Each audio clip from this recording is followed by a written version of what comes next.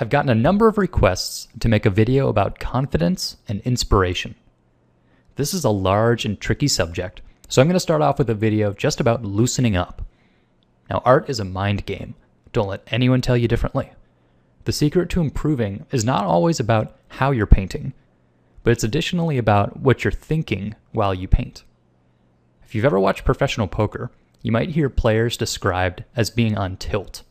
And what this means is that they're letting anger or other emotions get in the way of their strategy, which is not going to help them win hands. So if you're looking at a nice, finished illustration like this one, you might think that this is how I'm always drawing. Well, the truth is, I start all of my days by just messing around. I do some loosening up warm-ups. So let me show you an example of why loosening up is incredibly important. So I'm going to show you a simple black line. Now this is an exaggeration of how a beginner often draws.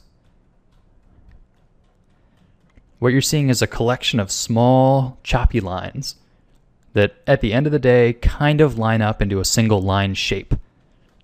But it's not nearly as nice as something like this. So one is choppy and not confident, while the other has a nice fluid confidence to it.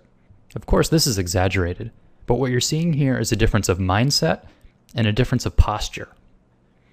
In the top example, oftentimes an artist is working very timidly. They're clutching the pen really tightly, and the marks that are coming out are short and truncated. For the bottom example, I drew with my elbow, so I allowed myself to be mechanically fluid and really leave my fingers out of it. My hand stays stiff the entire time, and I'm primarily moving my elbow and my shoulder. And what that does is it naturally allows my skeleton to make a long, fluid line. But how do you get there? Well, what I like to do is the following exercise. So for this warm-up exercise, I'm going to be painting in a stream of consciousness, and it'll all be on a single layer, and I don't care what the result is. The only important thing is that I loosen up along the process. So I'll be using the brush tool and the Alt key to sample colors, and that's how I'm changing colors quickly as I go. I'm also using keyboard shortcuts to make a small brush and a large brush. So I got the idea for this sort of play when I was taking Saturday morning art classes at the local art school.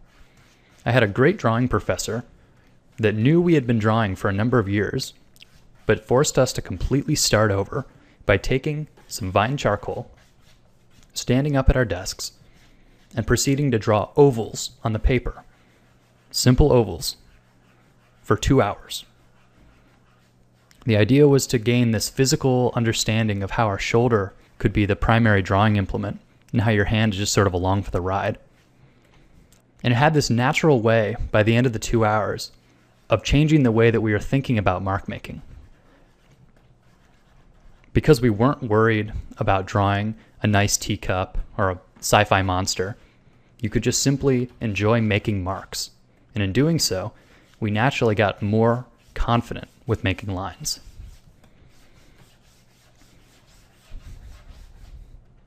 And so now I've adopted this sort of random play into my morning routine, where I'll take a brush and I'll make the small marks with it, and I'll also make big marks. I'll make ovals, curves, anything to get the full range out of the brush. And this just sort of reminds my body that I can move around. And then when I get to my actual drawing, I'm much more likely to retain that looseness and to keep that action drawing into my work. Now this is truly a celebration of the digital medium, because I can be as wasteful as I want, and yet there's nothing lost. I don't have to worry about running out of paint or buying new canvases.